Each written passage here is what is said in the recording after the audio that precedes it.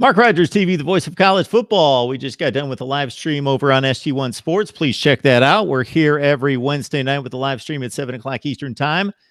We're talking to Uncle Lou today. It's at 2 o'clock Eastern Time. And, of course, Uncle Lou's joined us once. We would love to have him as many times as we can get him. If you don't know who he is, you check out Uncle Lou on YouTube, LouTube, Uncle Lou. See, it all works together. How you doing today, man? Hey, what's going on, Mark? I'm doing pretty good. Staying busy. Yeah, I'm doing well. So, yeah, we're both busy trying to crank out college football content. No doubt about that. You had to deal with that Georgia loss against LSU. So I know that you had made the comment because I think I saw your preseason pick, and then you mentioned it the other day after the game that you had Georgia winning the East, like just about everybody in civilization, with one loss, and you didn't necessarily peg the loss. I didn't peg the loss either. I said 11-1, but one of the logical choices would have been at LSU. So if they would have walked out at like 24-21, I pegged it in the off. When I did the, so you did. When I did my preseason previews of all the teams and I got around to Georgia, I said this in a lot of team previews, but I mean, it's hard to go undefeated, right? I mean, you look at teams like Clemson, Ohio State, Alabama, Georgia, those teams were going to be favored and are going to be favored probably in every game they play, but it's just hard to go undefeated. So, I try to find a loss on every team's schedule, and that's not easy to do when you're talking about the top 4 or 5 teams. But Kirby Smart has a terrible track record against the SEC West on the road. He's 0-2, now 0-3. And I brought all that up over the summer, and I said, I'm going to pick Georgia to go 11-1 with a loss at LSU. And, of course, I caught a lot of flack because at the time, LSU was considered to be about the 4th toughest game on our schedule. Now, Auburn has tanked. Florida's better than people thought. LSU's better than people thought. You know how things change throughout the season. So it turns out LSU's a pretty good team, but I did think if we lost one, it would be at LSU. But if you lose that game, a loss is a loss on one hand. But if you go down there and you lose 24-21 on a last-second field goal and come home and think, hey, it was a fight and it's a tough place to play, and there you go. But the way you lost, I think that's what got you going, right? Yeah, and you try to find silver lining or something. I mean, this was the least embarrassing loss that Kirby has had against the SEC West on the road. We lost by 30-something points to Ole Miss in 2016. We lost by 23 on the road to Auburn last year and lost by 20 in this one. And for those that didn't watch the game, let me just say up front, LSU dominated the entire game. They dominated both lines of scrimmage. So props, kudos, whatever to LSU. But with 8 or 9 minutes to go in the game, Georgia was down by 10 points and was on LSU's 25-yard line. So, there's different ways to look at things. LSU won the game. They were the better team that day without question. But I don't think it's as bad as some people are making it out to be. And I also don't necessarily think that we're automatically winning a playoff game and going to the national championship just because this is, quote unquote, the same thing that happened last year at Auburn. Obviously, Georgia needs to improve in a lot of areas, and they don't have any time to do it. If Georgia doesn't win their next 2 games, the season's over, period. Yeah. So what do you think about Florida and Kentucky? Are you buying either one of them? Not really. I'm sorry I'm eating. It's all right. It's been a busy day, so I apologize. But I'm still not sold on Florida's offense. I don't think Franks is very good. You look at, Kentucky, they scored 7 points. Mississippi State, they scored 13 points. They scored a lot of points on Tennessee, but so is everybody else that plays Tennessee. They scored a lot on Vandy, but that's Vandy. I'm not overly impressed with Florida's offense. And if Georgia was going to lose a game, LSU was the game to lose. We don't have to worry about losing any tiebreaker scenarios to LSU. The tiebreaker scenarios are going to involve Florida and Kentucky. So those are the 2 we have to win. We can deal with the LSU loss. But they got to have a better plan. Kirby Smart has been asked several times this year obviously about the quarterback situation from and Fields. And do you go into the games with a plan to play, this player and this? And his favorite thing to say, he must have said it 100 times this year. The plan is there is no plan. I believe him. After watching Georgia's quarterback play this season, I wonder, sometimes coaches say something, you say, well, that's just coach speak. Well, of course he's going to say that. When Kirby Smart looks at the camera and says, when it comes to the quarterback situation, the plan is there is no plan, I 100% believe him. So I'll let you take a couple bites because I'll say a few things about these two teams. So in a lot of ways, Kentucky and Florida look like the same team based on the quarterback situation. It's pretty marginal in both spots, and they don't let these guys throw the ball, especially Kentucky with the Terry Wilson. This kid's throwing the ball like 12 or 13 times a game. I don't know that they can line up against Georgia and just run Benny Snell 28 times and think that they're going to be able to move the ball down the field 80 yards. It's worked against South Carolina, and I've been extremely impressed with Kentucky to think 2-touchdown underdog. They go to Florida, they win by 11. They come back, they play Mississippi State, who is supposed to be a force in the West, and they give up a touchdown on the first drive, and Vegas gives them no chance of winning that game. They're a 10-point underdog. They wipe them away 28-7. Then South Carolina comes in, and even after Kentucky did what they did the 2 previous weeks, Vegas still says you're a 3-point underdog against South Carolina. No respect. And they beat them, and they only give up 10 points. Yeah. And even the loss against Texas A&M was a nice game, was a good performance, losing in overtime against an Aggies team that's only lost to Alabama and Clemson. Yeah, and listen, I mean, give Kentucky credit. I mean, if Kentucky and A&M played 10 times, they may each win 5 times. I mean, it's hard to win week in and week out in any league. SEC, Big Ten, whatever. So give Kentucky credit, but I do think they are a little bit too one-dimensional, even more so than Florida. I mean, you look at Felipe Franks, as bad as he is. He's got, I don't know the number off the top of my head, but he's got 15, 16 touchdowns, something or more. Terry Wilson's got more interceptions than he does. I mean, Terry Wilson's got, 5 interceptions and 2 touchdown passes all year? That's not going to beat Georgia, a one-dimensional team.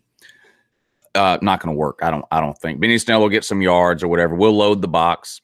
Make Terry Wilson have to throw to beat us, and I don't think that would happen. I would be more concerned about the Florida game than I am the Kentucky game. So, Lou, I'm thinking that if Kirby Smart coached for anyone else, considering some of the moves that he made or failed to make last week against LSU, you would have a field day with Kirby's last name, because maybe he wasn't the smartest guy in the field coaching a team last Saturday in Death Valley. No question. The field goal. I mean, I get the idea of a fake field goal in that spot, on the road, hostile environment early in the game. Maybe you do something like that, quiets the crowd for a while, switches momentum around. So I get the general idea, but a sweep with your field goal kicker on 4th and 9, I'm not too sure about that one. I mean, you're talking about it now. Hot Rod is the greatest kicker in the history of mankind, period, bar none. The guy's made 85% of his field goals over his career, never missed an extra point, and has an 85 or 90% touchback ratio on kickoffs. But he runs about a 7.840. I don't understand running a sweep on 4th and 9 there against a team with. I mean, LSU had 4 corners. LSU had 4 corners, 2 on each outside. I mean, who is Hot Rod outrunning in that scenario? Even if you trick the guys on the outside, it's 4th and 9. If Hot Rod gets a 5-yard head start on him, he's still getting yanked down 2 yards short. You know what I'm saying? It just was a bad idea at that down and distance. It didn't make any sense to me.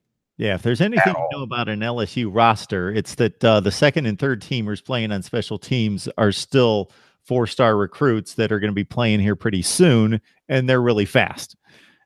So it's not necessarily the best call. 4th and 9, that's a long way to go. He's running 25 yards to the sticks on the sideline on a 4th and 9. This Auburn situation is a bit of a disaster. So basically, Gus Malzahn earned a contract extension based on what he did in the span of 3 weeks last year, beating 2 number 1 teams. Otherwise, they lost 4 games last year, and he doesn't get a contract extension most likely. And who knows who's coaching Auburn right now. but he's looking at going like 6-6 this year. Yeah, and here's the thing with that extension and raise, there's got to be some point in the middle between, okay, Gus is going to leave and go to Arkansas. Should we let him go, or should we pay him Willy Wonka money? I mean, there's got to be somewhere in the middle. I mean, $7 million a year. I mean, you can count on one hand the number of coaches that make $7 million. And if you start naming the best coaches in college football, you're going to get way past one hand before you get to Gus Malzahn. It just makes no sense at all. The guy's never had back-to-back 10-win seasons.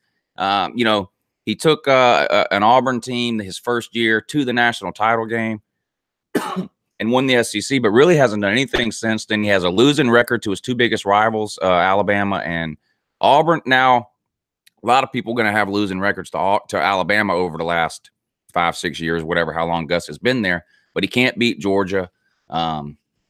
You know, it seems like every year there's either a totally unexplainable loss or two, or just a series of games where the offense is just not there. And that's just not something you expect from a guy who's supposed to be an offensive genius, you know, and Gus Malzahn. 7 years, $7 million a year made absolutely no sense at all for Gus Malzahn. The guy's won one bowl game in his, you know, in his 5 years at Auburn, one, and it was a Birmingham Bowl. He can't win on the road. He can't win bowl games. He can't beat either one of his rivals. He can't win his division. I know he won his division last year, but I mean, it made no sense. If you want to keep him because he's from Arkansas, you knew Arkansas was making a change, you want to keep him there, work out something reasonable. There's nothing reasonable about 7 years, $7 million a year, given what Gus Malzahn has done over the last 5 years. It just made no sense at all. And now, you know, they're reaping what they sow. I mean, I hear some talk that, you know, money's not an issue, blah, blah, blah. I don't think most people, I know I can't. You hear all these huge numbers amounts when you talk about sports, right? Whether you're talking about contracts for pro athletes or head coaching salaries and all this. And it just gets to the point where these money amounts almost don't mean anything to the average person like me and you anymore, because they're just so far beyond anything I could ever even possibly imagine. But $32 million they would have to pay this guy to fire him this year? I don't see that happening. I can't imagine any university paying $32 million to fire somebody. They tell me money's not an issue. Between boosters and the university, they can raise the money, no problem. They only have to pay him $15 million up front. They can spread the rest out. You know, but I don't ever remember a buyout over $10 million. No. I mean, I'm if I looked it up, maybe I could find one. I mean, I don't know, but 32, because they have to pay him half his contract value whenever they fire him. So right now he's got a 7-year, $7 million contract. That's $50 million. So at least $25 million they owe him to fire. It just makes no sense. None. I think we could run a poll on the chat, and it would take forever for somebody to come up with this. But of all programs, of all teams here in the last 3 years, Oregon State paid out something like 12 to 13 million to off the top of my head to Gary Anderson. So they bring in Gary Anderson from Wisconsin. He comes in, he has an okay year for Oregon State. You know, they go like 5-7 after they were 1 or 2 wins the year before. And then he just gives up on the next season. He's like, well, actually, that's what they would have had to pay him. Correction. That's what they would have had to pay him, because there was speculation that which way that was going to go. And I'd have to look up how that ended, but he basically gave up on the football team and he left and said, I can't coach here and I'm done. And he's making $3+ million at Oregon State per year. And he had like 5 years left on the contract. So I don't know what the status of that was, but I remember that being talked about at the time. Got Uncle Lou on the line. I believe he's got a live stream coming up here at 3 o'clock Eastern time. So join him there. So Bama's a machine. They're just a machine. So Georgia, Clemson, Ohio State, those would be the 3 most likely candidates to knock them off just based on talent on the roster. But none of them appear ready for the challenge right now. How do you feel about that? Well, here's what I'd like to know: who have Bama played? Oh yeah, they haven't played anybody. So that's what I keep saying too, that they haven't played anyone. So I would love to see them play somebody, and they finally will when they line up against LSU. Texas A&M would be the best team that they've played, and who's Texas A&M? They're one of the 20 or 25 best teams in the country, something like that. But nobody else would go out and just annihilate Ole Miss and Louisville for as bad as those teams are, like their top 60, 70 teams. They don't get just crushed by other good teams. Yeah, I mean, offensively, it looks like this is Alabama's best team under Nick Saban, without question, I would say. Now, defensively, I'm scratching my head wondering how what happened there.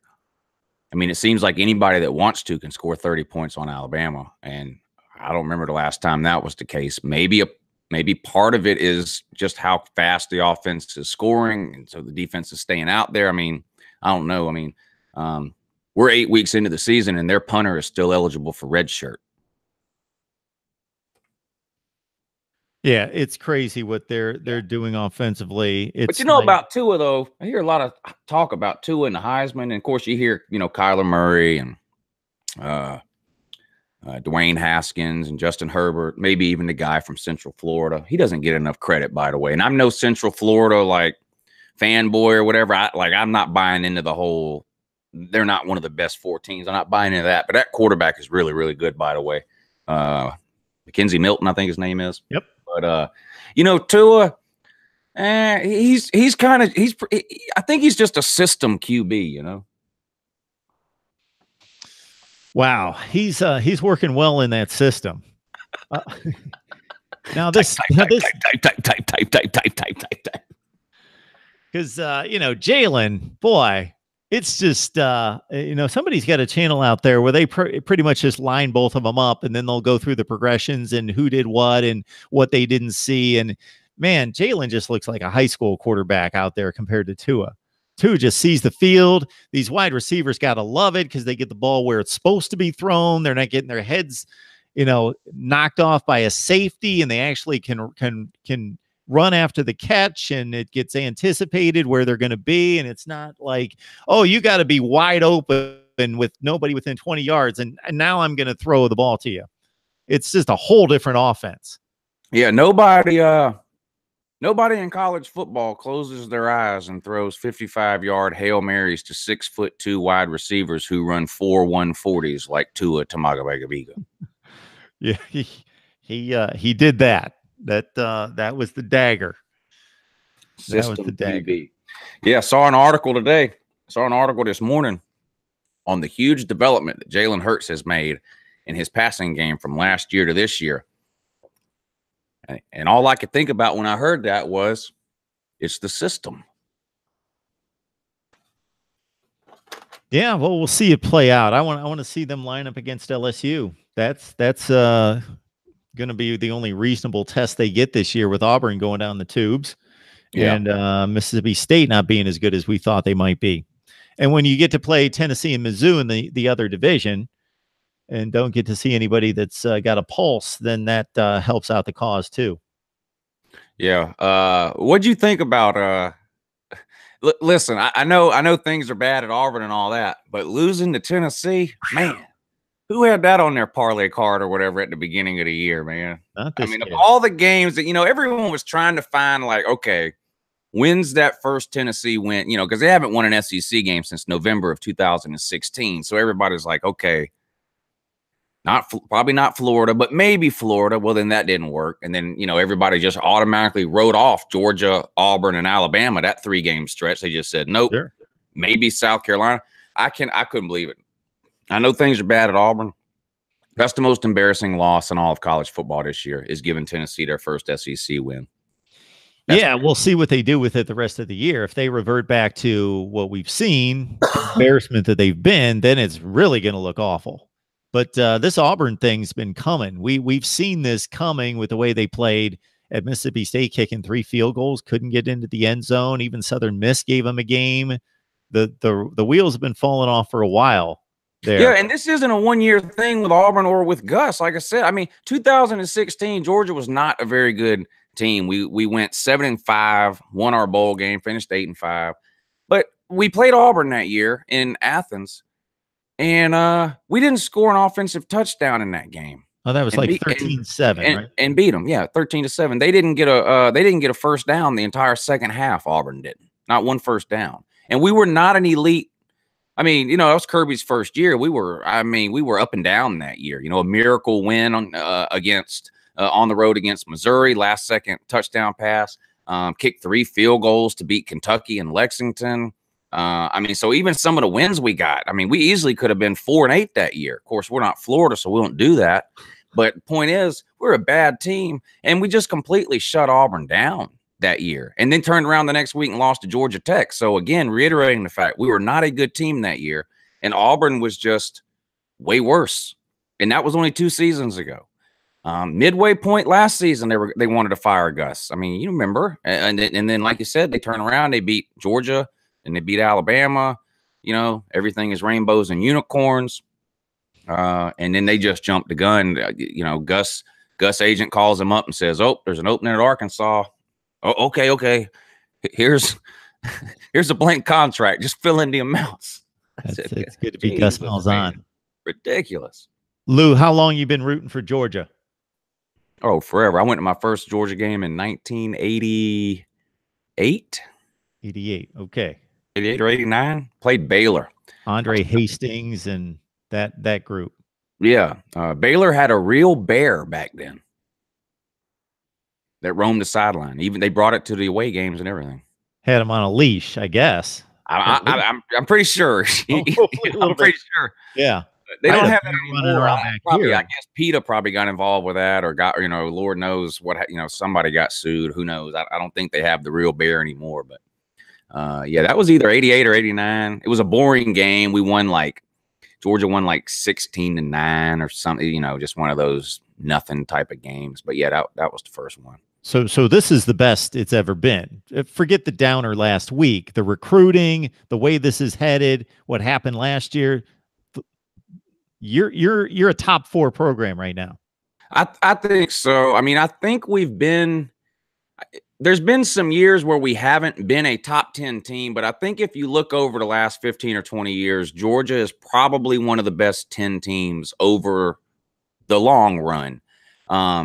Georgia's definitely the best team this century that hasn't won a national title.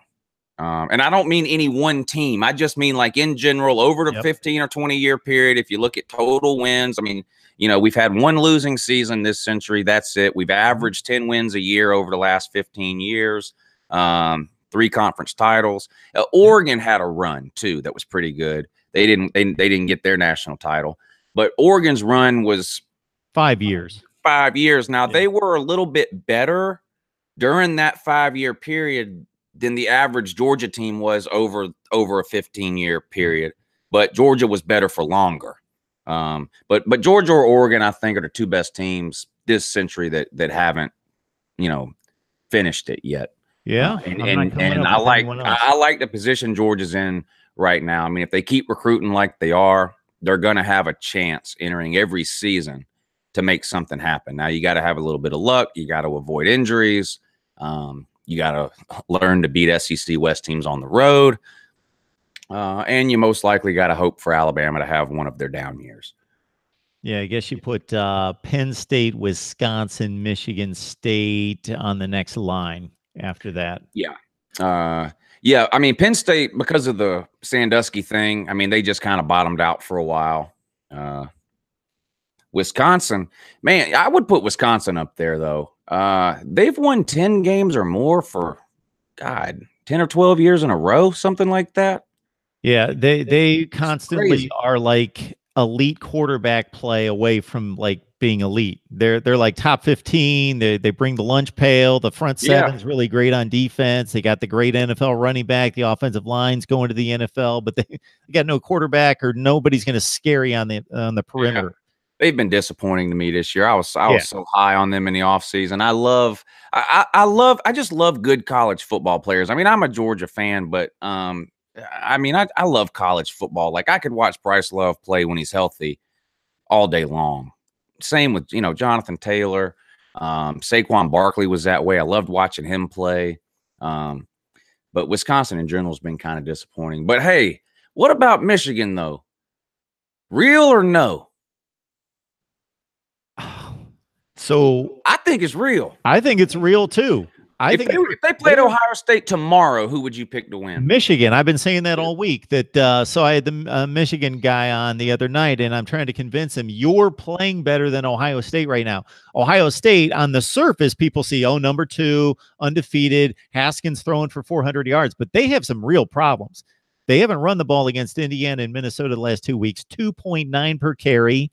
They're not moving bodies out of the way against two marginal, I'm being kind, teams, and they're giving up big plays. Yeah, the kids have 4- and 5-star recruits next to their names, but they're giving up big plays, getting gashed.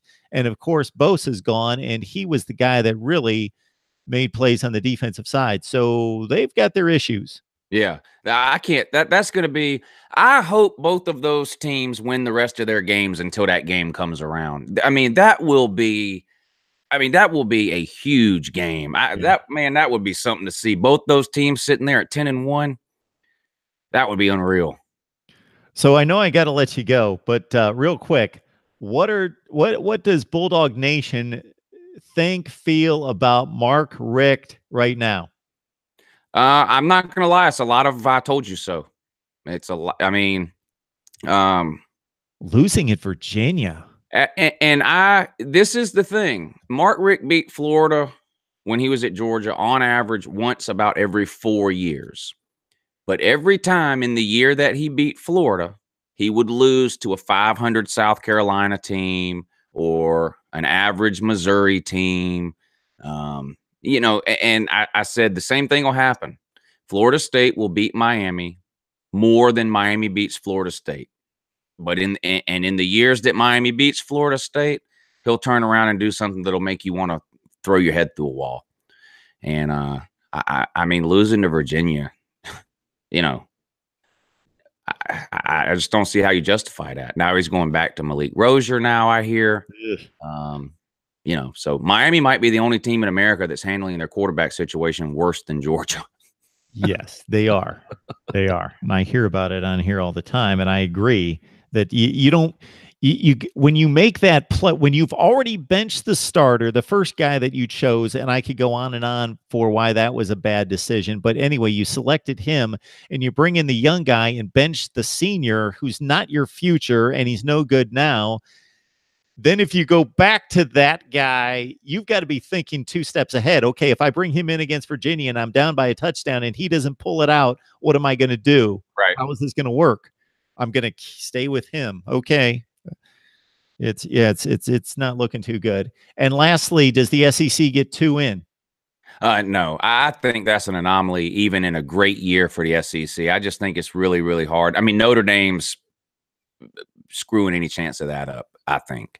Of any conference getting 2 in. I don't see Notre Dame losing. I do think Southern Cal is getting better, and I think that could be an interesting game. And I do not think an 11-1 Notre Dame will get in, and I do not think an 11-1 Notre Dame deserves to get in. How about if LSU runs the table, Bama only has 1 loss, and they're at home like they were last year? They won't. I don't think they'll get in this year because I think whoever wins the LSU, let's say it's Georgia, in the SEC title game in that scenario, whoever wins that game is in. Sure. Clemson's in. A Big Ten team is in. Yeah. And Notre Dame. I don't think an 11-1 Alabama would get in over a 12-0 Notre Dame. Yeah, I don't think they should, and I don't think they would, not Notre Dame, but I mean, Notre Dame would have a blowout win. Notre Dame would have probably 3 wins better than any win Alabama had. Yep. In that scenario. But Alabama would have lost the only real game they played, LSU, in your scenario. Notre Dame would have wins over probably a top 10 Michigan team, a pretty good Stanford team, and at least top 25, I would think, Southern Cal team. Virginia Tech, Florida State. Syracuse is not a terrible team. I mean, Syracuse is better than half the teams Alabama plays. Let's just be real. Yep. All right, Lou. No, you got a lot going on here. Join Lou 3 o'clock Eastern time on his channel. It's great stuff. Thanks, man. Keep us entertained. Yeah, thanks for having me on. All right, take care. Uncle Lou getting the job done. Join him at 3 o'clock Eastern time, as I know many of you will. All right, I'll be back here at 3 o'clock as well. So maybe join me at 3 o'clock. Join Lou on the delay. But if you love Ohio State football, Tony Gerdeman joins me at 3 o'clock Eastern time right here from the Ozone. Tony Gerdeman from the Ozone at 3 o'clock. At 4 o'clock Eastern time, we've got the Wholesome One talking Miami, and we're going to talk even more Miami. And for those people out there that criticize me for talking too much Miami, I gave a clear explanation of my content approach here. And it basically comes down to, I want to cover everyone. I would sit here for 2 hours and talk about Purdue or Kansas State. I want to talk about everything, but there's time limitations, there's resource limitations.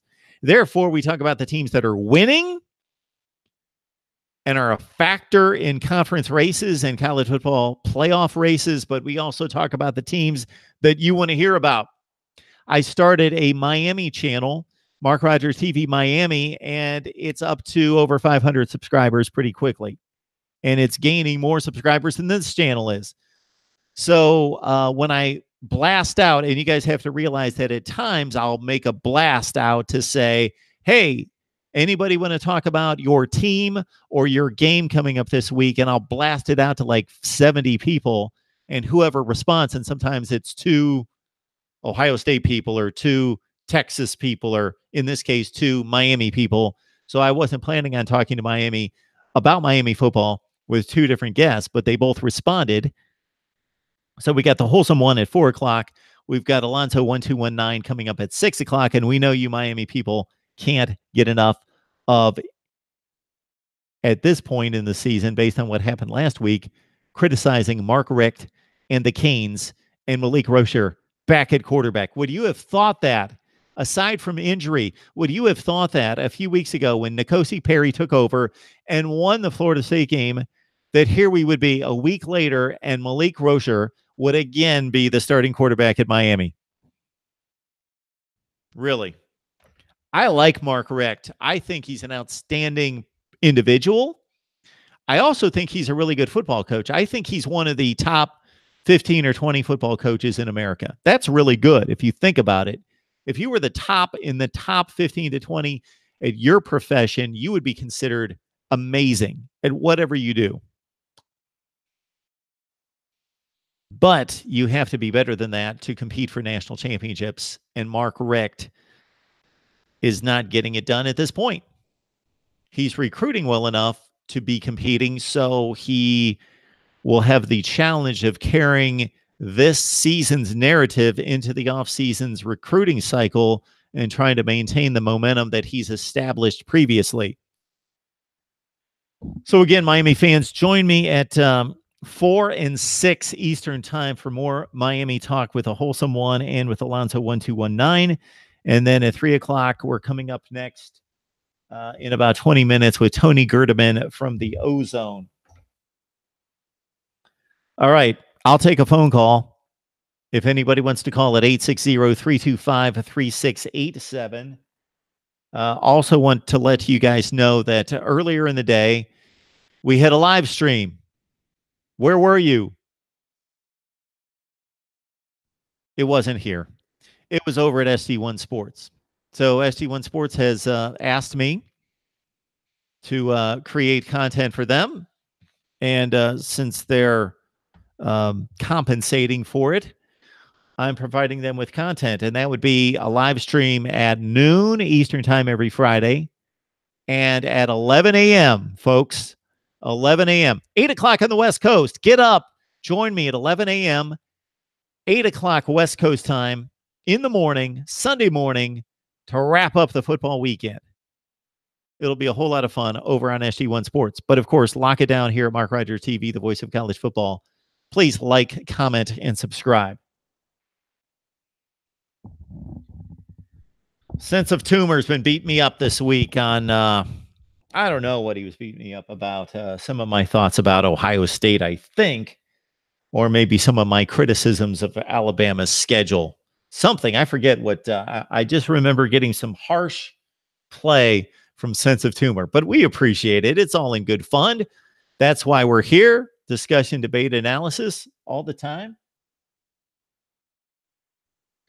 2KJ, appreciate you jumping on board. We'll be back at 3, then at 4 and 6 with Ohio State and Miami talk.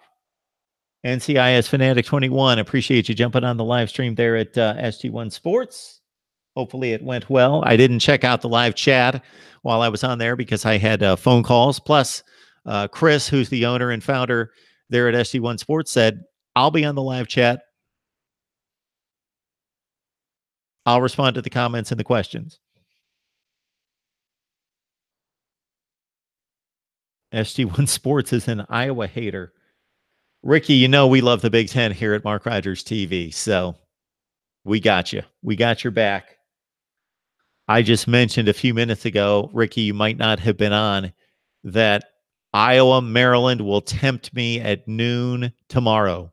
Noon Eastern time, Iowa, Maryland. Few people would be like, ew, Iowa, Maryland. Yeah, give me some Iowa, Maryland. All right, 2KJ, you calling? You're going to call? 860-325-3687. 860-325-3687.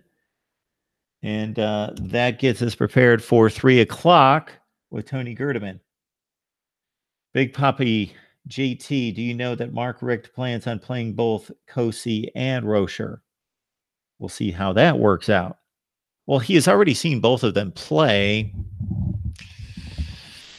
I think he needs to decide. We are 7 games deep into the season. This is game number 8. He's going to be playing for a division championship in a couple of weeks in Blacksburg. I just don't know that this is the best way to handle it.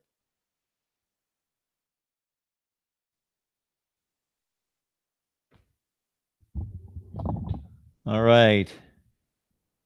Yeah, Dennis Wilson, eyeing my subscribers there. They're going to catch my subscribers here. That's a sad state of affairs. We need to get the subscribers up. So I'm asking everybody who's watching me right now, whether on the live chat or elsewhere, hey, you're on social media. Give me a blast out. Give me a blast out to your social media acquaintances. Let them know if you love college football, this is the place to be. Mark Rogers TV, the voice of college football. If you got family and friends that like college football, even if they're not like avid, crazy, nuts, hardcore like we are, 365, if they just want to see their team and see some analysis during the season, subscribe. And if you play your notifications the right way, you don't have to be driven nuts by them. I don't know who I'm subscribed to. It just helps. Subscribers, likes, comments. And if you do any shopping at Amazon, which many of you do, or somebody in your household, please use one of the links in the description section on any of the videos. Shop at Amazon. Just enter the site. You don't have to buy any of the products. Just enter the site by using one of the codes. One of the links there to enter Amazon. Much appreciated. All right. I believe I was expecting a phone call. Oh, you call. Whoa. You know what? I was getting phone calls, 2KJ. Give me a second. I was getting phone calls while Uncle Lou was on, and I did not want to be receiving phone calls. And anytime the phone comes in, because I've got all Apple products, it was knocking my shot off the screen. And so I shut off my phone. So 2KJ, give me about, I think you should be able to call right now. 860-325-3687, 2KJ. 860-325-3687. Give me a call. I'm ready to take it now. All right. And then remember at 3 o'clock, we've got Tony Gerdeman from the Ozone. If you've heard Tony in the past, he's a bastion of knowledge on Ohio State football, does a great job. And I shouldn't be checking my text. I know it. Here we go. We got a call from 2KJ coming in here. Mark Rogers TV, the voice of college football. Is this 2KJ? Yeah, it is. Hey, Mark, how you doing? I'm doing great. How are you? Doing good myself. I wanted to ask and get your opinion on this. I know how Tua just tweaked a knee. He'll be ready for Tennessee, but say if he gets injured and he's out for the year. I know with the presence of Dan Enos, a quarterback coach for Alabama, this is the first time we've had one, I believe. And I don't know if you've been watching, but whenever Jalen Hurts is in the game, he seemed to be improved as a passer. Definitely not to a level, but definitely has improved with the new quarterback coach. So I was just wondering, how far do you think Bama would make it if, say, Tua got hurt for the rest of the year? Will we be able to make the college football playoff? Because I know we have to play LSU. They're a very good team. Great question. So, as you know, the college football playoff is dependent upon what other teams do. If you lose a game, if you don't lose a game, then it matters not what anyone else does. But as soon as you lose a game, you're suddenly, especially if you're not going to win the conference, you're dependent on what's going on with other conferences. Alabama obviously would be the choice as a one-loss team that did not win its conference to make it, just like they did last year, a la Ohio State 2016. But Alabama would be given that privilege based on what they've accomplished. And I don't have a huge issue with that, even though I think each season needs to be judged on its own. Jalen Hurts obviously took this program to 2 national championship games without this improvement. Now, the defense was playing much better, but I'm not convinced that the defense has downgraded that much. I need to see the defense have to play a game and in which the offense isn't scoring every possession. Arkansas scoring 34 points or whatever it was didn't convince me that the defense is not as good. Or there were a few other games where they gave up some points. It's really inconsequential because they're winning by 30 or 35 points. If LSU really clamps down and scores some points, or I should say on defense, if LSU is able to challenge Alabama and let's say hold them down, then I am guessing that Alabama defense is going to be up to the challenge to not be giving up 35 points to LSU. So we're not convinced. It's not been proven to us that Alabama has the defense this year that they've had in the past, but I would guess that they're close. Therefore, yes, Jalen Hurts could still get this team to a national championship game. He's done it twice. Yeah. It's not as likely. This is a different offense. It's just an entirely different offense with Tua in the lineup. What they are able to do in the passing game is remarkable compared to the limitations they have with Jalen Hurts. So it would be more of a struggle, certainly. And another question. I know how Alabama's schedule, is. I'll admit it. It's kind of easy. It's not kind of. It is easy. Besides, LSU, and Mississippi State's not looking that great this year, and Auburn's, I don't know. So, I know that our schedule's not too tough, but oh shoot, I literally just forgot what I was gonna ask. Your schedule's not too tough. Shoot. Oh, all right. Yeah. So say, we beat LSU, but it's handily, say by like 21. Okay. And then, so, Tua doesn't play in the fourth quarter. And if we beat them like that, I believe we'd be able to beat, Mississippi State and Auburn like that. So say he doesn't play a fourth quarter throughout the year. Now, the Heisman Trophy ceremony is after the conference championship games, right? Yes. Okay, so, well, I don't know. Say Kentucky beats Georgia or Florida beats Georgia, and we face one of those two teams, and we beat them by 21. Can Tua still win the Heisman? I know he's not going to be putting up gaudy numbers, because if we beat them like that, that means he won't be playing the whole game. So he probably won't even play a fourth quarter if we beat the whole season, if we beat teams like that. Absolutely. So does he still win the Heisman? Absolutely. Fourth quarter? He can win the Heisman. He should win the Heisman. I believe he would win the Heisman. Fortunately, fewer and fewer voters are uneducated, but there are still some voters that are uneducated that would see a, let's say, 2,500-yard passing season or whatever the other statistics would be that are just based on compilation, just based on taking enough snaps and throwing the ball constantly.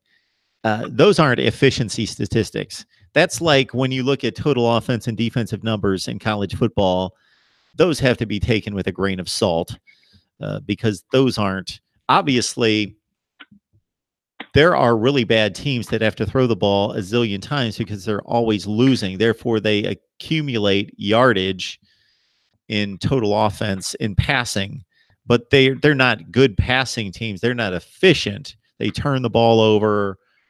They have a low completion percentage. It's the same thing here.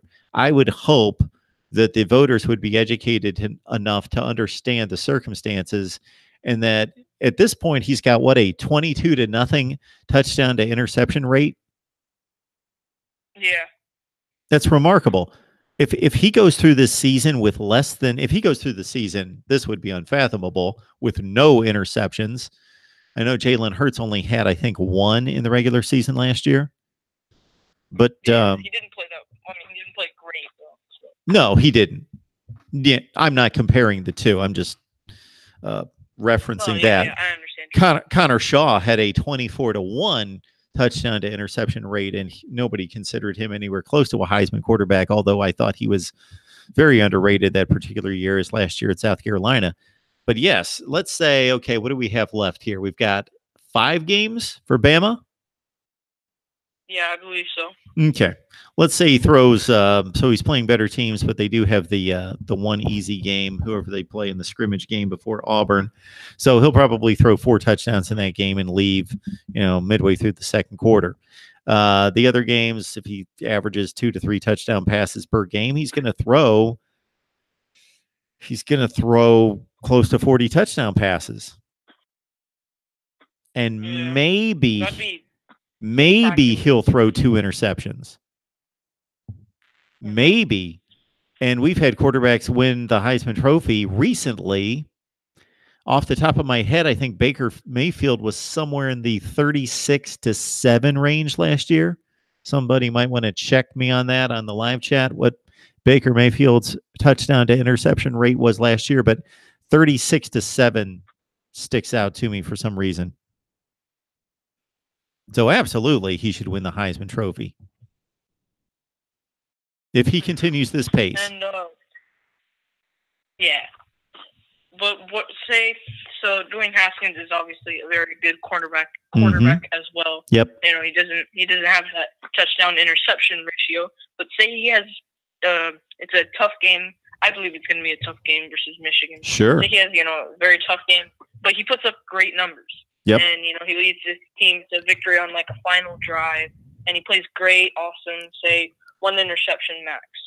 Does that, even though he doesn't have that touchdown interception ratio, and with the Big Ten, I think obviously their Ohio State schedule is a bit stronger than Alabama's, and so since they play all Michigan and Penn State, all those other teams, and so what was his stat line exactly versus Penn State?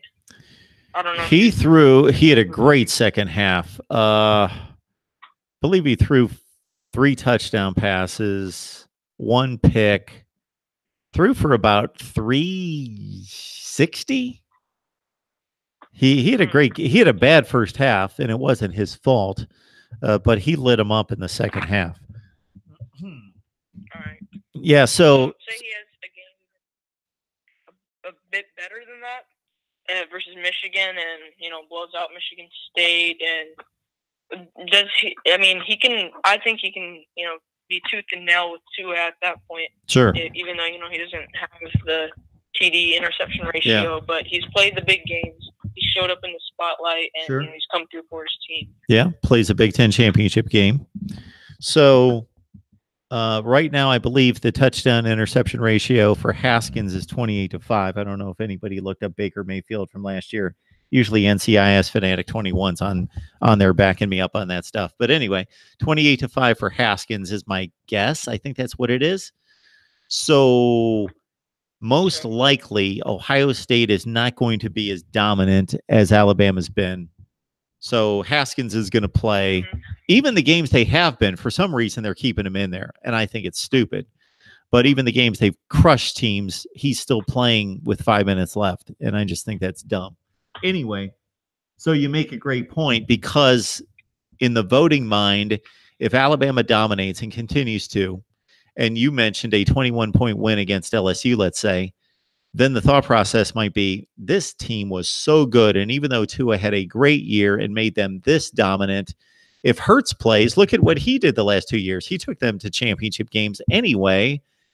Maybe Tua's wasn't the difference. Sure, the games would have been closer, but Haskins has taken this team to a Big Ten championship in college football playoff. If he's not playing like this, they don't get there.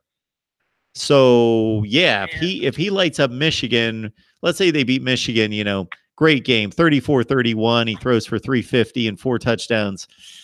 Yeah, I think you make a great point there, that it could be argued that he's more valuable, not necessarily had the better season, but more valuable. And with national championship, I would like to see is Alabama, Ohio State. Or I mean, just anywhere in the semifinals. Good too. Do you think that game could be a shootout? Depending on if they played. That is. Sure, looks like it. Because Alabama's defense hasn't been awesome, and Ohio State's defense, they just lost Bosa, and they're giving up some explosive plays. Sure, they are. Do you think that could just end up in a shootout if they played? Well, think about how good both of their defenses were the last time they played. Both of their defenses were loaded with NFL players. Loaded. That is true. Ohio State had 2 NFL first-round corners, a first-round safety, Joey Bosa, on and on. So did Alabama, Fitzpatrick, and the Reuben Foster, and on and on. And that was a 42-35 game. So I absolutely think it could be a shootout. Yeah, it could be a 48-45 game. It would be very fun, but gut-wrenching to watch as if, both teams just score. Basically, who has the ball. Yeah. When the clock's expiring. Yeah, that was a game where Ohio State played better, and I think they were slightly the better team. But J.K. Scott was so good in the fourth quarter in that game that he almost won that game for Alabama, because he pinned Ohio State down inside the 5, I think 3 consecutive drives. And Ohio State would have to kick it back out. 2 of those drives, they kicked from their own end zone, but their defense was good enough to hold Alabama. And Bama might have scored on one of those drives. And then the third one was the backbreaker that, even though J.K. Scott pinned him down, that's when Ezekiel Elliott went for 85 yards and the game was over. That one was definitely a dagger to my heart while I was watching. Yeah, I bet. People forget that Alabama team, but they would have won the national title. That was the national championship game. They were playing the national title game right there. And I said that at the time. Because I know, Mariota played well that season, but if you watch some of the tape, he had a lot of checkdowns, so he could have been slightly overrated, but still a very good quarterback. Yeah, they weren't going to beat Alabama. No. It would have been the same result as Ohio State beating them by 3 touchdowns. Speaking of J.K. Scott, I definitely know a sense of tumor would know this. Alabama's punting has been definitely not too great. Same for the kicking. We missed 4 extra points this season, although 3 of them were with the backup kicker, and I don't know why he was in, because I thought the guy who's starting right now was much better. And the guy who's starting right now, I think it was like 2 weeks ago, missed another PAT. So definitely our special teams play has not been great. And I think it was versus Mizzou. Skylar DeLonger punted a 13-yard punt. Like, for me, it's like our team is so great. Our team is, very good every year. We're consistently, a top 10 team. And so it's like we get all these 5-star, recruits. And although Georgia's worrying me with how many 5-stars they're getting, but anyway, we get all these good guys, and we can't get a punter or a kicker to save our lives. Besides J.K. Scott, it's like, why can't we at least just get an average guy, just someone who's average would just save, my heart when it comes on kicks. Pappanastos last year, missing that kick to, win the championship. Obviously, we ended up winning, but definitely our special teams has not been great. It's like, I'm traumatized as a Bama fan now, watching every team I root for. Like in the NFL, I'm a Texans fan, and they've never been very good, but they have actually a pretty good kicker this year. But since I've experienced all these Alabama kicks missed, it's like I don't even know if they're gonna make it. So it's definitely one of the bad things about being a Bama fan. We can never get a guy on special teams to just be average. Exception J.K. Scott. No doubt about it. So on one hand, yes, it's a head scratcher. You've got the best football program in the country with the best coach, and you would think where he can scour the nation and do whatever he needs to do to get the best players for the most part at each position. Why can't you just go out and get the best kicker or one of the best punters? Why can't you just do this? It's inconceivable, as you mentioned. On the other hand, for the people that would say, you know what, you're too spoiled, they would say, it's like Kate Upton having a freckle on her shoulder. Like you're complaining about the worst, so you would win 65-0 instead of 52-0 or whatever. But you know what, 2KJ, I've got Tony Gerdeman from the Ozone coming on here. I'm going to keep this live stream going instead of stopping down. I'm just going to keep this one going, and we'll have some Ohio State talk. And you have a great weekend. Enjoy the Bama game against Tennessee. I'm sure you will.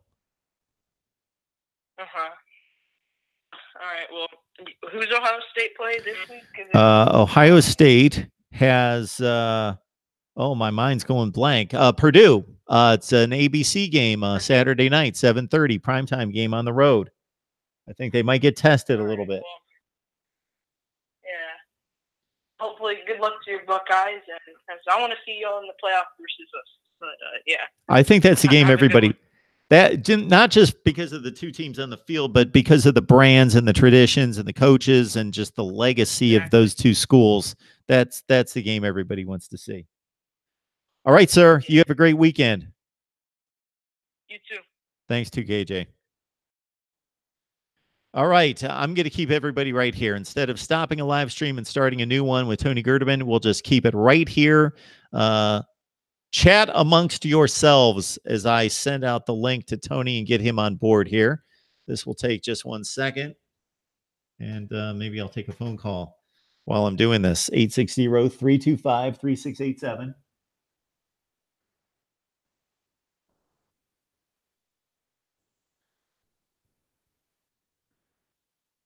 Or not. Or I will just fumble around with the laptop here. Won't it be nice when I've got like a professional setup here? Phone calls going in the right way and the whole deal. It's going to be just amazing.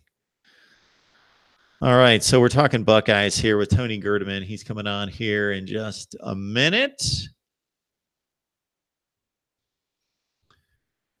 So we had a live chat on with a live stream on SG1 Sports. So folks, check that out. It was just a bit of a different feel to a certain extent. Maybe I'll come up with a different set.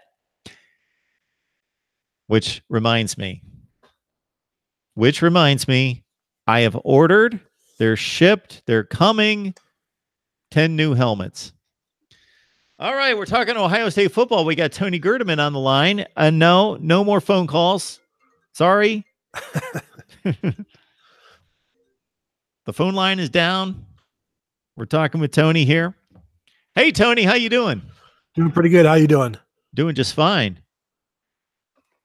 So we got the Buckeyes taking on Purdue. And before we dig in on Ohio State and Purdue, we want to let you know that you catch Tony's work at theozone.net. And all you have to do is listen to the videos here, the analysis and the breakdowns that he gives us. Just expand that about 1,000 times, and that's what you get on the Ozone. It's exceptional coverage of Ohio State football. So for the average college football fan, Tony, it's, well, Ohio State's going to the playoff. They'll probably go undefeated. They passed the test at Penn State, number 2 in the country. They got all this 5-star talent. Dwayne Haskins is playing like a monster. He's so much better than JT Barrett. This is a machine. But if you watch the games, the running game against Indiana and Purdue, or in Minnesota, about 3 yards per carry. The defense, the entire season has been getting gashed, and now without its best player, and now the unthinkable is that the defensive front is wobbling a little bit with injuries included. So it's not necessarily a perfect football team. No, it is definitely not a perfect football team. And like you said, when you lose Nick Bosa, arguably the best player in the country, that's going to have an impact on the front four, on the linebackers, and in the secondary. But for me, the most glaring issue is the lack of the running game. And they're making up for the yards through the passing game and the RPO stuff. But when they need a yard or two on 3rd down or 4th down, they haven't been able to get it of late as routinely and as automatically as they have in the past. So it's really, while you're seeing Dwayne Haskins throw for 400 yards and the offense, I think, is 2nd in the nation, averaging like 560 yards per game, you still have all of these questions of Urban Meyer each week, like what's wrong with this, what's wrong with that. And you're waiting for the lack of the running game to catch up with them, because we are heading to November. The weather is starting to turn here in the Midwest, and you can't just rely on the passing game. And so when you're not seeing the running game that you're used to seeing, it keeps, questions keep coming up as to why. And there are different reasons, but until you see them fixed, you're going to keep getting the questions. Got Tony Gerdeman on the line from theozone.net. Join him there for Ohio State football coverage with the Buckeyes taking on Purdue. That game's an ABC game at 7:30 Eastern time, because it's not a loaded schedule of marquee matchups in college football, number 1. Number 2, Ohio State brings eyeballs to the TV set. So regardless of who they're playing, they're going to be a big draw. And number 3, it's got a bit of an Iowa feel to it, Tony. This Buckeyes team has not faced Purdue. The actual players on the field have not faced Purdue. They have not been to this stadium. It's a mid-tier, dangerous Big Ten team that may get really amped up for this game, and they're playing well with a 3-game winning streak, feeling good about themselves, having played even in their losses well against Missouri in particular, beating Boston College by 17 points and winning in the Big Ten the last few weeks. Yeah, this is a Purdue team that you don't have to imagine too hard or pretend too hard that they could be 6-0 at this point and ranked in the top 15, because they have 3 losses by all of 8 points. So, it's a talented team with question marks, and, the teams they've beaten haven't been great, and the teams they've lost to haven't been great.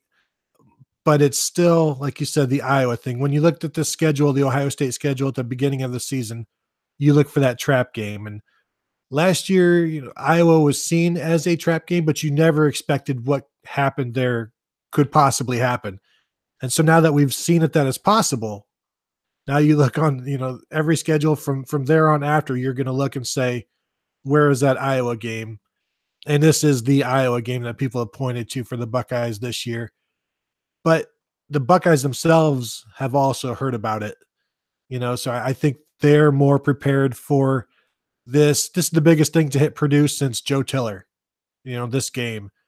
And for Ohio State, it's just another big game. You know, they've been to Penn State. They were in Dallas this year. They've been to big bowl games. They've, been to Michigan. So going to Purdue it's big. But it's just another big game for the guys at Purdue. For the Boilermakers, this is the biggest thing they've played in. So you wonder, does it become too much for them? Or are they, do they feed off of it, and does it drive them through the entire game? So that's one of the interesting aspects. I'm looking forward to seeing how both teams react to an environment that is new for one team and is customary for the road team. And if I'm remembering the schedule correctly last year, and when we probably had the discussion that there were many Buckeyes who were extremely young and pressed into action, very talented players. But I think the trip to Nebraska was earlier in the season, right? Was before the Iowa game, if I remember correctly. Yeah, I believe so, but you're asking the wrong guy, even though I cover the Buckeyes. Yes, our minds all work different ways, but I believe the Nebraska trip was before, but the thought process was they're just so bad that they beat them like 56-14, and that the Iowa team was more capable, and it just they would take the crowd out of the game within the first 10 minutes against Nebraska anyway. And that, of course, didn't happen at Iowa, and it turned into just a lion's den. This Purdue stadium doesn't have the reputation of Kinnick Stadium by any stretch, but as you say, they're playing their biggest game potentially in years and years and years in terms of pulling off an upset. Is there talk from Urban Meyer and the coaches and the players concerning the run game and why that's not working? Yeah, one of the interesting things, we talked to offensive line coach Greg Stadrawa this week, explaining the difficulties in run blocking for the RPOs that they've been doing this year. And then they did it last year as well with JT Barrett. After the Minnesota game, offensive coordinator Kevin Wilson said that the linemen aren't staying on their blocks long enough. Now with the RPO, if you stay on your blocks too long and it's a pass play, you're going to get flagged for being downfield, which happened once with Isaiah Prince this past week against Minnesota.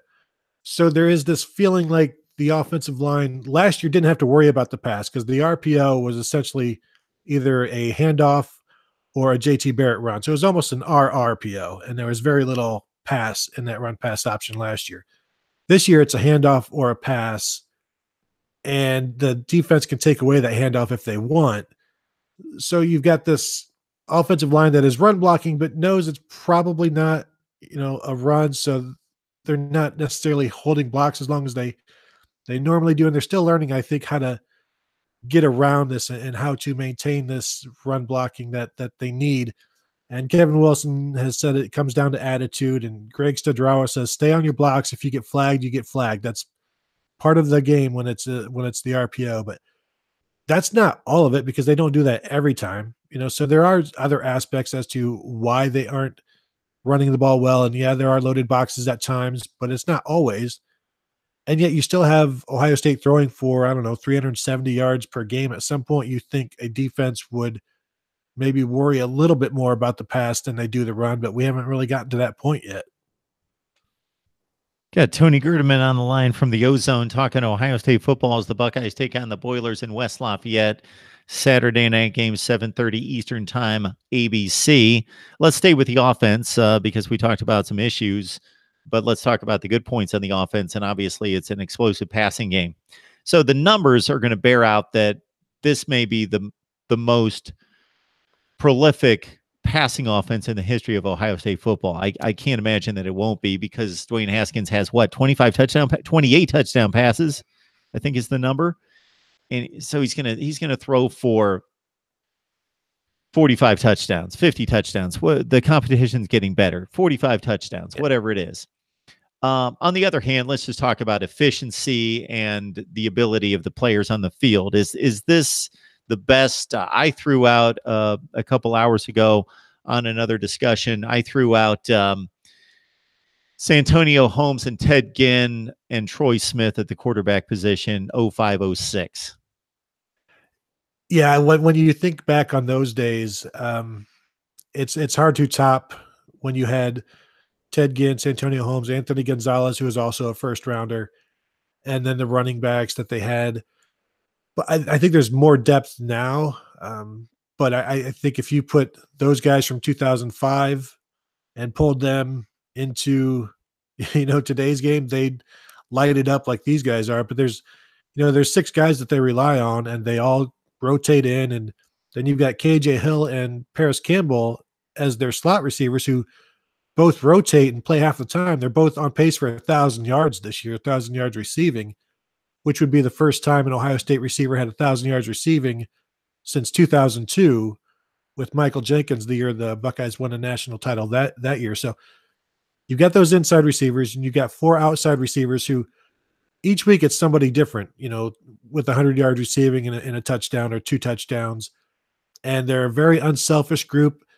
They all block for each other, which is another big thing. We talked to Brian Hartline, the new wide receivers coach, this week, and he talked about their blocking when, you're not just blocking for running backs, you're blocking for each other in that room, in the receivers room. So you have to look each other in the eye while you're watching either a missed block for your teammate next to you or a block that you made for them to spring them for a touchdown. So there's a lot of accountability with receivers. And there's also, we're talking those top 6 guys are all juniors or 4th year or 5th year players. So it's a very veteran group, and they're going to lose probably 4 of them after this year. So Buckeye fans, enjoy them while they're here. And I guess you could say the same for Dwayne Haskins. So it appears as though Harrison's back at linebacker for the Buckeyes this week. The defensive problems, where do you pin those? The linebacking core has probably been the one unit that hasn't been spectacular in recent years. But the defensive line, as we mentioned off the top, is not healthy. Yeah, you've got last week they were without their 2 starting defensive ends. Nick Bosa's obviously gone. Jonathan Cooper was out with a concussion. He's back this week. But then your 2 starting defensive tackles, Robert Landers and Draymond Jones, are both injured as well, but they're playing. And so when you're injured and you're playing up front and you're trying to stop the run, it doesn't go as well as it does when you're healthy. So, the Buckeyes will get through this game somehow, however they get through it. Then they have a bye week to get healthy. And they really need that up front. Now, the linebackers have been the issue all season long, along with the strong safety, which is the deep safety in the Ohio State defense has been the other issue. And you mentioned like the linebackers, they're not spectacular. And that's what we've come to expect at Ohio State, spectacular linebackers, all-American linebackers. And right now, if they could just get all Big Ten linebackers, I think people would be, flipping in joy. But right now you're getting just really average play. And each week, Urban Meyer, every position coach grades his players, and you either earn a champion's grade or you don't. And it was only, like maybe the 3rd or 4th week before a linebacker earned a champion's grade. So it tells you that they weren't playing that well, and rarely do all 3 starters earn. I don't think they've earned a champion's grade together this season. So yeah, when you ask anybody like what's wrong with the Ohio State defense, the first place they're going to start is that linebacker group and linebacker coach Bill Davis. But then it's a chicken and egg issue. Is it Greg Schiano's defense? Is it the players? And in reality, it's probably all of it, including an injured and banged up defensive line.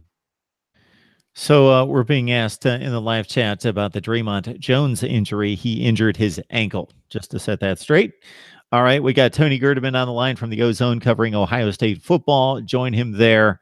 You get a snippet here, expanded 1,000 times, and it's really good stuff there at the Ozone as they break down each and every Ohio State positional unit, game previews, the whole deal across the board, plus podcasts on there as well. Tony, is the Ohio State community, based on what you see at the message boards and the people that come up to you, I'm sure every time you go in public and online and all over the place, are they noticing how well that team up north's playing?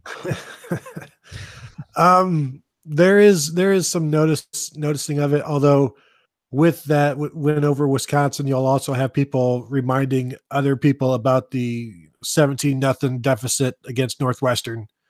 Yeah, sure, they looked great against Wisconsin, but then they also will tell you that Wisconsin's not very good, And then also, don't forget about that Northwestern game. And there's truth to some of that. And I don't think Wisconsin was a very good matchup for Michigan because, they walked right into Don Brown's wheelhouse, basically, with what they do and what their quarterback cannot do. But you can't deny the way the Michigan offense is coming together now, especially Shea Patterson. And the way, I talked about this on my podcast this past week, the way Ed Warner's offensive lines at Ohio State, even if they started slow, you knew that they were going to get better as the season went on. And it was reliable. You didn't have to worry about it. It just always happened. Everything fell into place. And now that he's at Michigan, you're starting to see some of that as well, where, early in the season, they couldn't pass block. This guy looked terrible. That guy looked terrible. There's nobody to replace the bad starters. And now you get into the middle of October and those bad starters aren't so bad anymore. And you'll get to November and they're even better. And that's just what he does. He's arguably the best in the nation at what he does as an offensive line coach. And, we're seeing the exact opposite going on at Ohio State right now. But you have to respect and pay attention to what Michigan's doing, at least at home. On the road, who knows? At Notre Dame, they lost 24-17. At Northwestern, they won 20-17, had to score 20 straight points. They go to Michigan State this week, noon game, which is terrible timing because I'll be in the car driving to West Lafayette and, I'll miss it. But I want to see a home Michigan team on the road. Let's see. I'm tired of these two Michigan teams. I want to see just a complete Michigan Wolverine team. Doesn't matter what venue, doesn't matter on the road or whatever. Let's see them be complete and finally get that big road win that they've missed for so long. Tony, jumping all over the place, but getting back to Haskins, and everybody's so giddy about how well he's playing, and rightfully so. He's remarkable. It's fun to watch a guy that can operate from the pocket because there's so few of those in college football that almost, not that his level of thinking and breakdown of the defense, but in terms of delivering the ball, it looks like an NFL game. Like it looks like an NFL play. You're watching, and again, I'm not elevating the intellect of breaking down the defense and making the right read, but once he lets it go, it's like watching, Brady or someone of that ilk that can make every throw, and it looks great. But at the same time, you mentioned the weather issue concerning the running game. JT Barrett gained a lot of yards and was a threat to that defense because he didn't have blazing speed, but he had better than average quarterback speed by far. And he knew when to run, when not to run from the pocket. And of course, a lot of those were design plays. And he knew how to read blocks and where to go. And that whole piece is missing. Yeah, it's completely gone. And the thing about it is, if you go through Urban Meyer's time at Ohio State from 2012 to now, every year about this time, the quarterback passing production begins to plummet. With Braxton Miller in 2012 and 13, and JT Barrett the last 4 years, whether it's the weather or the opponents get tougher, both, the passing game just continues to drop and drop and drop. And that's why, you're seeing him set all of these, or these projections right now. And you were right to dial the touchdowns back. We're not looking at 56 touchdowns or whatever. It's going to be maybe in the 40s just because that's what we've grown accustomed to. But also, they've never had a quarterback like Dwayne Haskins who can throw the ball like this. And, they have had one game in really bad rain, and I think he was 21 of 24. So the little bit of bad weather he's been in, it didn't affect them at all. And you've seen the last couple of weeks, it's weather's been fine, but he's completing 75% of his passes while, with 44 attempts. And I think we're all, every single step of the way, we're like, well, yeah, Dwayne Haskins looked good against Michigan, but let's see how he does against TCU. Well, yeah, okay, he was okay against TCU, got a little bit of pressure, but let's see how he does at Penn State. All right, he got the win there. Wasn't his best game, but he was still Big Ten Offensive Player of the Week. Now let's see what happens when we get to bad weather, and how does he perform there? And, the receivers that he has, they've stepped up for him. He's thrown 4 interceptions on the season. One was hit his tight end in the hands. The other 3 he's hit while he's throwing. So, I mean, that gives you a pretty good idea of when he throws the ball, it gets to where, usually gets to where it's supposed to go. He's completing like around 73% of his passes. Last week, he was 33 of 44, and I think there were 6 pass breakups to let you know. So that shows you like maybe 4 or 5 passes weren't, catchable, and there are some throwaways in there. So, like you said, when he sets his sight on a receiver, the ball usually ends up really, really close. And the ball placement this year from him is better than any quarterback at Ohio State I've ever seen. Yeah, early to mid-November. I don't know exactly the date in East Lansing. Just reeks of dark and dank and a little dreary and rainy and a little blustery and not the best passing conditions. Yeah, and even Saturday night, it's going to be in the 40s and 20-mile-an-hour gusts, and it'll be rainy earlier in the day. And who knows if that rain will continue? And that's when we go back to that running game. You've got to find some way to move the ball, and they're pretty confident that they can throw it. And but how many passing teams have you seen win national titles over the years? It's name one. Yeah, I'm still. I've come up with a couple balanced teams, like a Jameis Winston Florida State team, but they still ran the ball very effectively with a few backs. Devonta Freeman being pretty good, in particular. Yeah. So yeah, Buckeye fans are going to be checking the weather forecast more readily coming up on game days, and particular games don't necessarily stand out in my mind in terms of rain or snow or sleet. In terms of a series, except for the Michigan game, I can pretty much think, okay, what was the weather like? And last week in November, it's expected not to be good, but there have been certainly Ohio State Michigan games where it was pushing 60 degrees. So it could be anywhere by late November in Columbus. And the thing about that game, though, is if you go back, I don't know, 30 or 40 years, maybe once or twice in that series has the team who rushed for fewer yards won. And right now, when you look at the way both teams are trending, that running game is trending towards Michigan, even though the game is in Ohio Stadium. And the other thing, even when Michigan's offense and their running game has struggled in past seasons, they've found ways to move the ball against Ohio State.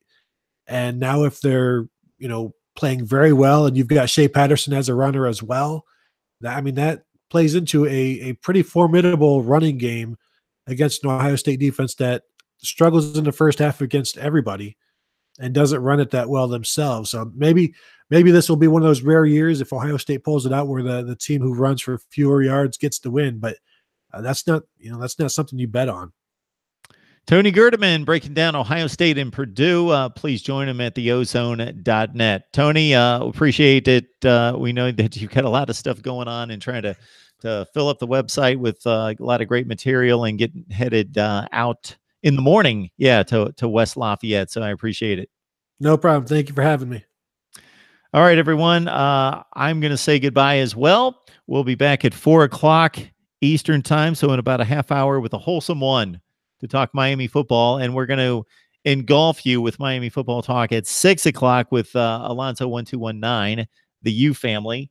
Is there anybody on here that wants to give me a phone call? 860-325-3687. I'll take a phone call before we hit the road. And actually, besides my banana about 6 hours ago with a few almonds, get something to eat before 4:00, which is about a half hour away. So we appreciate it. The support is always appreciated and welcomed. The Amazon links are down in the description section. If you enter the website, you will support Mark Rogers TV. Likes, comments, and subscribers is what we're looking for as well. So we know that you guys have already done your due diligence. But as George often says, and I don't know if he's in the live chat right now, and a few other people have mentioned, let's get the likes up. Whatever the analytics are at YouTube, whatever they do with that, that certainly pushes the videos to the suggested videos for those folks that are watching college football content. So we appreciate your help. We'll be back at 4:00 Eastern time with a wholesome one to talk Miami. 6:00 again. Maybe I go to the store between that. I got to get some groceries, or maybe I go get a workout in, or maybe I produce more Mark Rogers TV college football content because I had promised 28, 80, 20 conference rankings.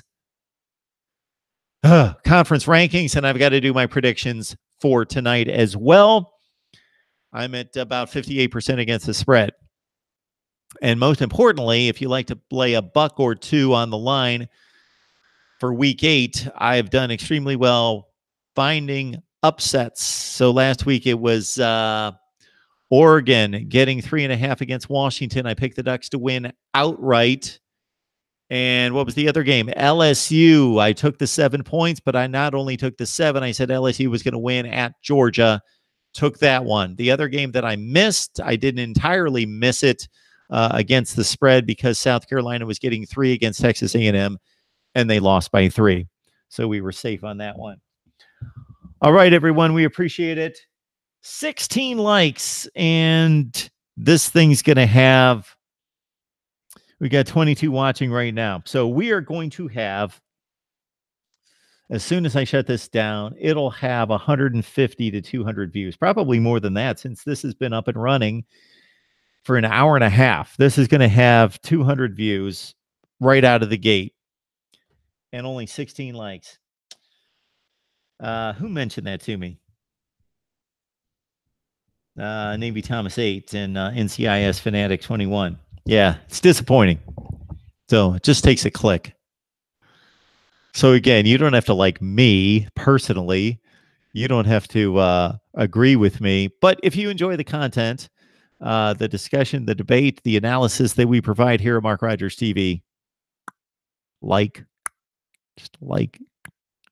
And of course, comments. We've got the live chat room fired up here. And we also, in addition to that, once it posts, then comment to the video right there as well. 4 o'clock, 6 o'clock, Miami Talk. We'll be back in a half hour right here at Mark Rogers TV. The voice of college football.